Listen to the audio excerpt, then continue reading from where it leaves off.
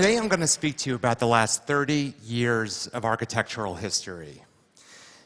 That's a lot to pack into 18 minutes. It's a complex topic, so we're just going to dive right in at a complex place, New Jersey.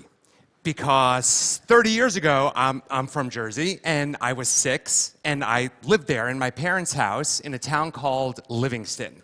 And this was my childhood bedroom. Around the corner from my bedroom was the bathroom that I used to share with my sister.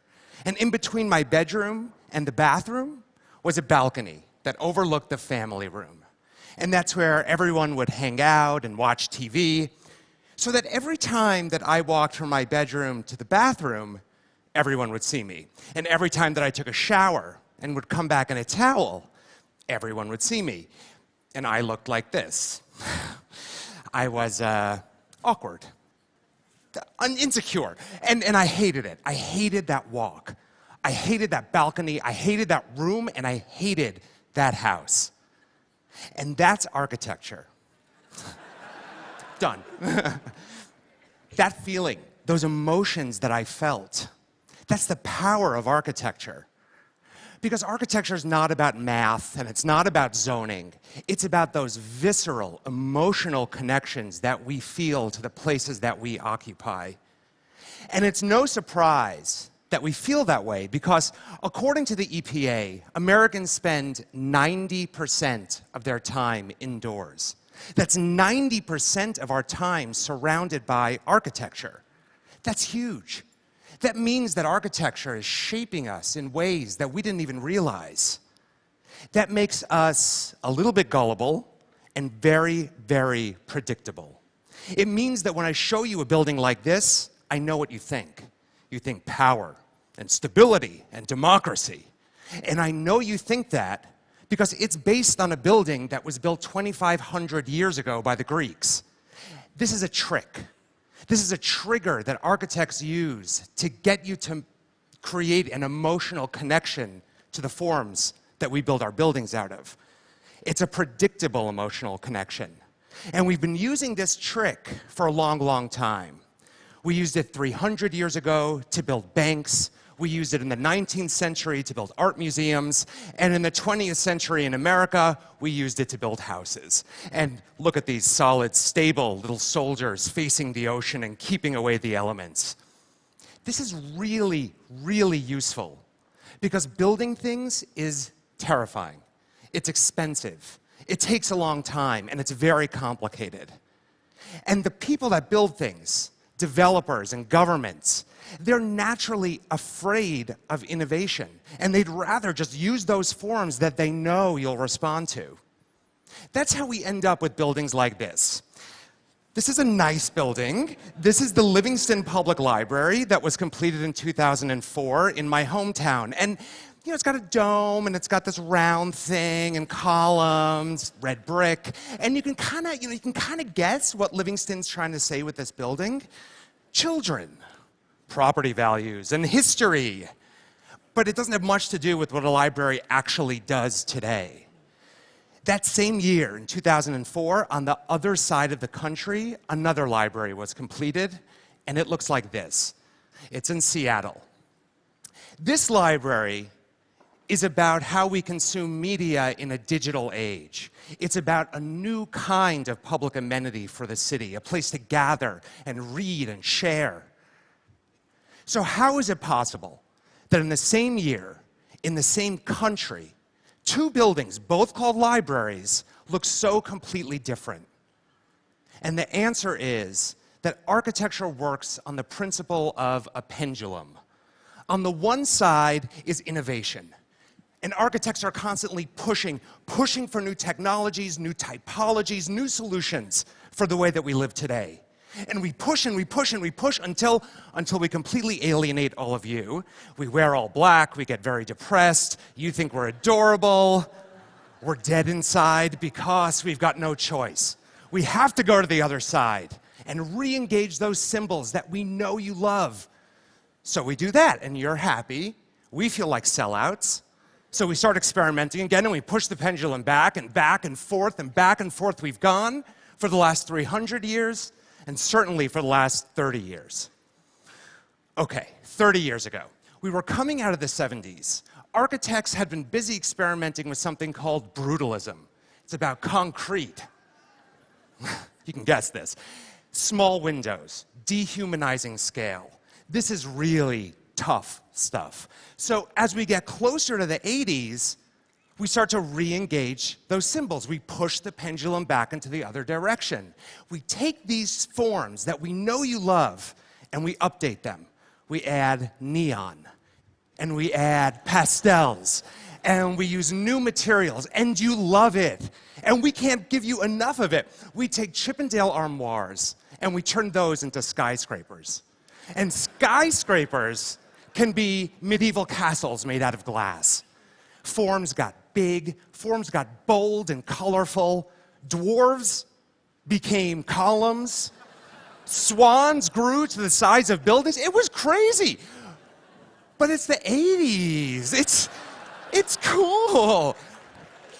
We're all hanging out in malls, and we're all moving to the suburbs. And out there, out in the suburbs, we can create our own architectural fantasies. And those fantasies, they can be Mediterranean, or French, or Italian, possibly with endless breadsticks. This is the thing about postmodernism. This is the thing about symbols. They're easy. They're cheap. Because instead of making places, we're making memories of places. Because I know, and I know all of you know, this isn't Tuscany. This is Ohio. So architects get frustrated, and we start pushing the pendulum back into the other direction. In the late 80s and early 90s, we start experimenting with something called deconstructivism.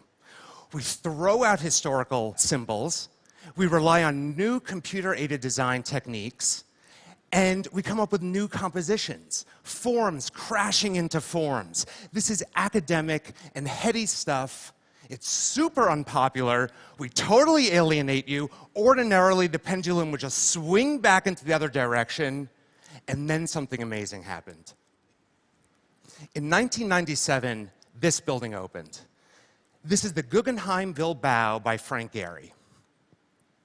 And this building fundamentally changes the world's relationship to architecture.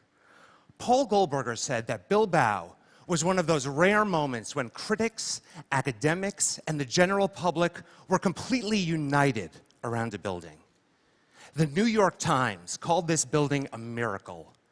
Tourism in Bilbao increased 2,500% after this building was completed. So all of a sudden, everybody wants one of these buildings. LA, Seattle, Chicago, New York, Cleveland, Springfield. Everybody wants one, and Gehry is everywhere. He is our very first starchitect.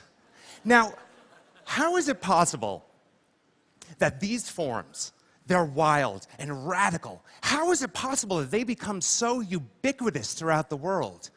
And it happened because media so successfully galvanized around them that they quickly taught us that these forms mean culture and tourism. We created an emotional reaction to these forms. So did every mayor in the world. So every mayor knew that if they had these forms, they had culture and tourism. This phenomenon at the turn of the new millennium happened to a few other starchitects. It happened to Zaha, and it happened to Libeskind. And what happened to these elite few architects at the turn of the new millennium could actually start to happen to the entire field of architecture as digital media starts to increase the speed with which we consume information. Because think about how you consume architecture. 1,000 years ago, you would have had to have walked to the village next door to see a building. Transportation speeds up. You can take a boat, you can take a plane, you can be a tourist. Technology speeds up. You can see it in the newspaper, on TV, until finally, we're all architectural photographers. And the building has become disembodied from the site. Architecture is everywhere now. And that means that the speed of communication has finally caught up to the speed of architecture.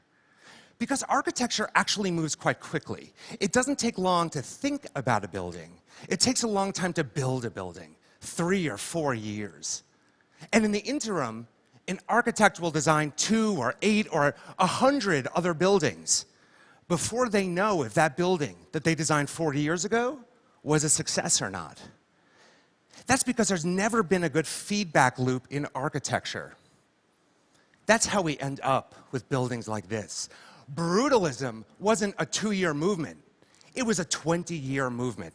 For 20 years, we were producing buildings like this because we had no idea how much you hated it. It's never going to happen again, I think. Because we are living on the verge of the greatest revolution in architecture since the invention of concrete, of steel, or of the elevator. And it's a media revolution. So my theory is that when you apply media to this pendulum, it starts swinging faster and faster until it's at both extremes nearly simultaneously, and that effectively blurs the difference between innovation and symbol, between us, the architects, and you, the public. Now we can make nearly instantaneous, emotionally charged symbols out of something that's brand new. Let me show you how this plays out in a project that my firm recently completed. We were hired to replace this building, which burnt down. This is the center of a town called The Pines in Fire Island in New York State. It's a vacation community. We proposed a building that was audacious, that was different than any of the forms that the community was used to. And we were scared, and our client was scared, and the community was scared. So we created a series of photorealistic renderings that we put onto Facebook, and we put onto Instagram. And we let people start to do what they do, share it, comment, like it, hate it. But that meant that 2 years before the building was complete, it was already a part of the community. So that when the renderings looked exactly like the finished product, there were no surprises. This building was already a part of this community. And then, that first summer, when people started arriving and sharing the building on social media, the building ceased to be just an edifice, and it became media. Because these are not just pictures of a building, they're your pictures of a building. And as you use them to tell your story, they become part of your personal narrative. And what you're doing is you're short-circuiting all of our collective memory, and you're making these charged symbols for us to understand. That means we don't need the Greeks anymore to tell us what to think about architecture. We can tell each other what we think about architecture. Because digital media hasn't just changed the relationship between all of us, it's changed the relationship between us and buildings. Think for a second about those librarians back in Livingston. If that building was going to be built today, the first thing they would do is go online and search new libraries. They would be bombarded by examples of experimentation, of innovation, of pushing at the envelope of what a library can be. That's ammunition.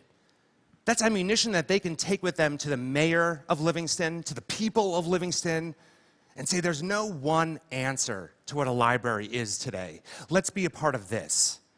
This abundance of experimentation gives them the freedom to run their own experiment. Everything is different now.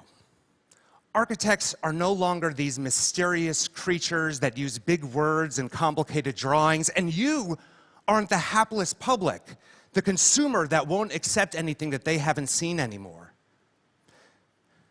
Architects can hear you, and you're not intimidated by architecture. That means that that pendulum swinging back and forth from style to style, from movement to movement, is irrelevant. We can actually move forward and find relevant solutions to the problems that our society faces. This is the end of architectural history, and it means that the buildings of tomorrow are going to look a lot different than the buildings of today.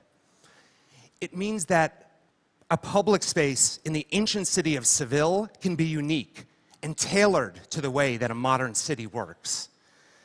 It means that a stadium in Brooklyn can be a stadium in Brooklyn, not some red brick historical pastiche of what we think a stadium ought to be. It means that robots are going to build our buildings because we're finally ready for the forms that they're going to produce. And it means that buildings will twist to the whims of nature instead of the other way around. It means that a parking garage in Miami Beach, Florida, can also be a place for sports and for yoga, and you can even get married there late at night. It means that 3 architects can dream about swimming in the East River of New York and then raise nearly $500,000 from a community that gathered around their cause. No one client anymore. It means that no building is too small for innovation, like this little reindeer pavilion that's as muscly and sinewy as the animals it's designed to observe.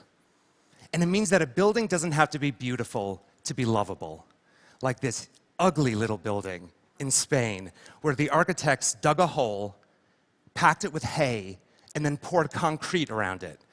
And when the concrete dried, they invited someone to come and clean that hay out, so that all that's left when it's done is this hideous little room that's filled with the imprints and scratches of how that place was made.